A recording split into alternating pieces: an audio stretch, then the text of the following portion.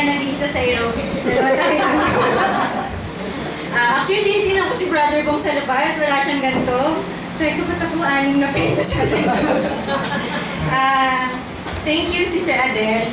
Thank you din po sa opportunity na to. Actually, hindi nyo lang po alam, pinag-pray ko to dati pa. Siguro nung after anniversary or several months after anniversary, nag-pray po ako na sana mag-testimony din ako. And tapos nag-pray lang ako tapos wala na, ganyan. Tapos nagulat din ako na ako po yung nagte-testimony ngayon. Kaya sabi ko, answered prayer. Pinag-pray ko to parang nung una sinabi ng Sister Effie, nag-pray nga pala din ako na ako gusto ko mag-testimony. So, salamat po sa opportunity na pinagkaloob ng Panginoon. At una po, salamat din sa church na to, sa OPCM Santa Ana, na dinala niya kami ng family ko dito. Si Kyle, actually, nag-start po kami as parents ng ma'am.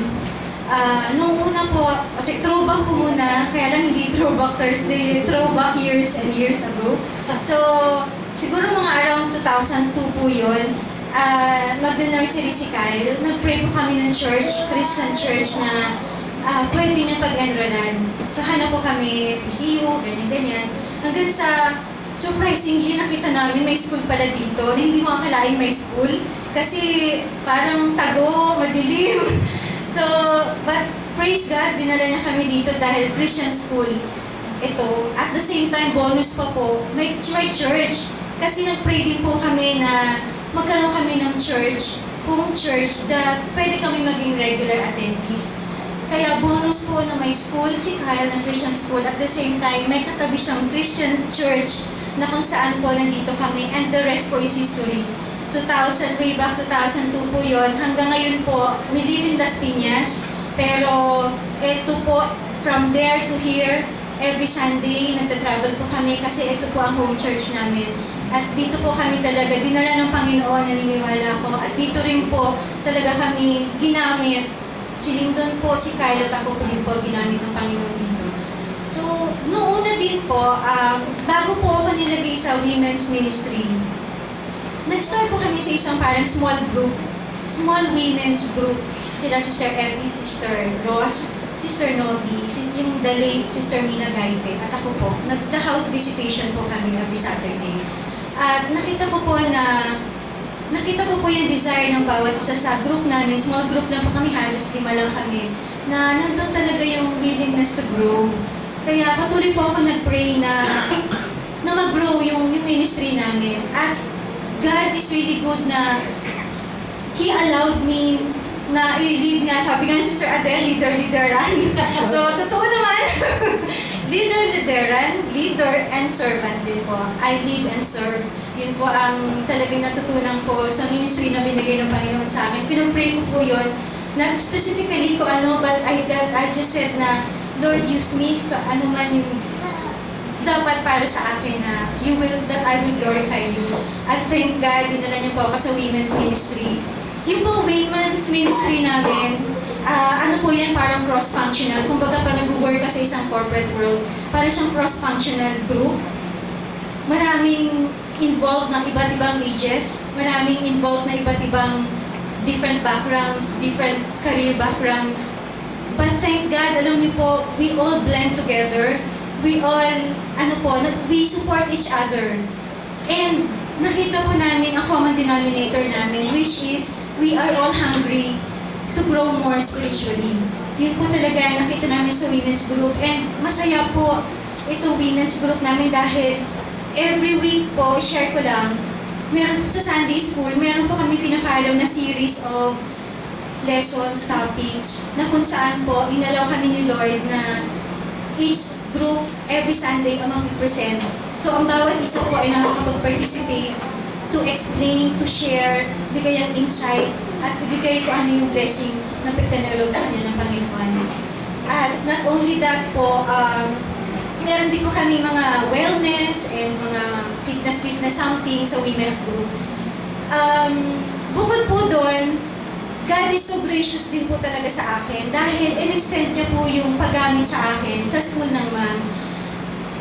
Actually, pinag-pray ko sa church lang, pero God is so good na ginagamit niya po ako paminsan pag kailangan po ng school ng mga guest lecturer, guest speaker sa ma'am po.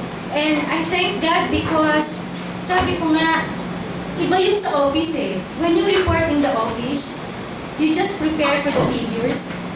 Pag-prepare mo yung metrics para i-support yung result, yung target mo, ganyan. Pero pag tinawag ka ng Panginoon to lecture at mag-testimony para sa Kanya, hindi lang you prepare God's Word.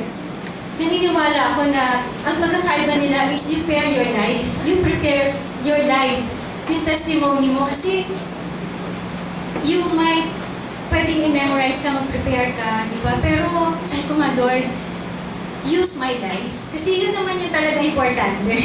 Yung transformation na ginawa mo sa akin, that's the difference na masasabi ko when you stand for Christ and testify for Him.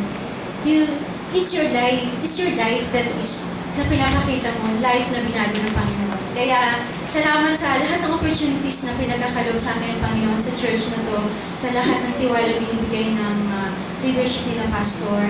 Dahil totoo po nag-grow ako. Spiritually po, way back nung tinanggap ko pa ang Panginoon 1988, naging Christian po ako, nag-born again ako. Sabi ko nga, ibang-iba yung although that time baby Christian ka, ayaw mo. Kasi nilecturean po ako, kaya ako na-save dahil my hell and my heaven. Ayaw ko pumunta sa hell, di ba? Kaya sabi ko, I need Christ. Kailangan ko siya tanggapin. And that's true. Foundation naman po yun. But later on po talaga, I was rooted sa katuruan ng Panginoon. Hindi lang po natapos doon because I don't want to go to hell. Talagang pinalalim niyo po yung faith ko at paniniwala sa Kanya. Mas naintindihan ko pa po na it is all because of God's love. Kaya po ako born again, kaya po ako Christian, kaya po ako na-save, kaya po ako transformed. It is all God's love. And because of that, pinarealize din po sa akin ng Panginoon na I need Him more than He needs me. Na siguro, He needs me, He created me according sa pleasure, but sabi ko nga, siguro sa percentage, 0.00 point something lang ako sa percentage ng total membership ng Christianity ako. Pero ako, I need Him more than 100% sa buhay ko. And yun po ang realization ko na without Him, my life is meaningless. Without Him po, hindi po ako masaya maglilingkod sa Panginoon, hindi po ako masaya magpapatestify, hindi po ako recover sa mga challenges ko na pinagdadaanan ko sa buhay. Kaya po, importante na matuto tayo at patuloy tayong lumapit sa Panginoon. Ang gusto ko rin pong i-share is yung ministry ko talaga, sabi ko nga po nag-grow ako sa ministry. So paano? Baka tanongin niyo po, paano ka nag-grow? So meron po akong may top 3 po ako na pwede kong i-share kung paano po ako nag-grow. Number 1 po, to trust Him completely. Dati siguro, pwede kong sabihin, I trust Him, pero baka by mouth lang o hindi sa puso ko. Pero totoo po, I trust Him completely. Paano? Siguro po isang patotoo ko, always say yes. Kasi di ba yung minsan kung paano ka gamitin ng Panginoon, may mga opportunities na lalapit sa'yo. And it's your opportunity to say yes, kahit na hindi mo alam kung paano pagawin. I say yes, and after that I pray, Lord, help me how to do this. Pero natutunan ko talaga to say yes muna. And yun yung tunay na pinakita sa akin ng Panginoon. Just say yes, at akong bahala for the rest. At yun yung una ko natutunan talaga sa ministry na binibigay sa akin ng Panginoon at sa paggabay niya sa akin. Pangalawang natutunan ko po, yung go out of your comfort zone. Kasi kung minsan parang, eto na, okay na to sa akin, safe naman ako, family ko nga, active si Brother Lyndon nga, press chairman pa ng POD. Pero talagang, God allowed me to go deeper, mag-level up sa pag-aaral sa Kanya. In fact, I was so blessed na maging part ako ng SEE. Kasi po yung SEE talagang dun po na-rooted deeply ako kung ano ba talaga ang pag-ibig ng Panginoon, ang katuruan niya. Kaya lalo po na-strengthen ang relationship ko sa Kanya. So, paano po nakatulong yun? So, kasi po, kung rooted ka sa katuruan ng Panginoon, rooted ka sa kaalaman mo sa Kanya, you will love your ministry. Hindi ka mapapagod. Kung rooted ka sa Kanya, na-align mo nga better yung ministry mo. At yung ministry mo, mas na-appreciate mo siya na it's really a God-given ministry na dapat mong alagaan, na dapat mong in-nurture because God is using you as a vessel. Number 3 po, natutunan ko po, o pinakita po sa akin ng Panginoon na since my ministry is a God-given ministry, I should give Him all the credit. Not me, hindi, although lider-lideran, pero the glory is for God, not mine. Yun po talaga yung pinakita sa akin ng Panginoon na because it is just by His grace, by His power, Zechariah 4:6 po, diba? This is by His power na nagagawa po natin ang lahat ng bagay na pinagagawa sa atin ng Panginoon.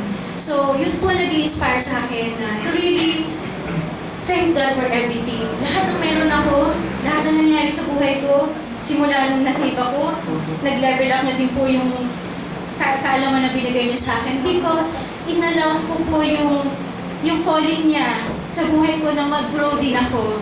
He's there to just to call us constantly, but we really have to do our part to allow our lives na tanggapin yung calling niya. Kaya salamat sa opportunity na binigay sa akin ng Panginoon. Salamat sa church na to na talaga hinayaan niya kami mag-grow. And to Him, to our God, who continually pours out His power and His grace upon me para magawa ko yung mga ministry niya. To Him, who will continue to use me for the other areas of ministry, I give Him all the glory and honor. Thank you.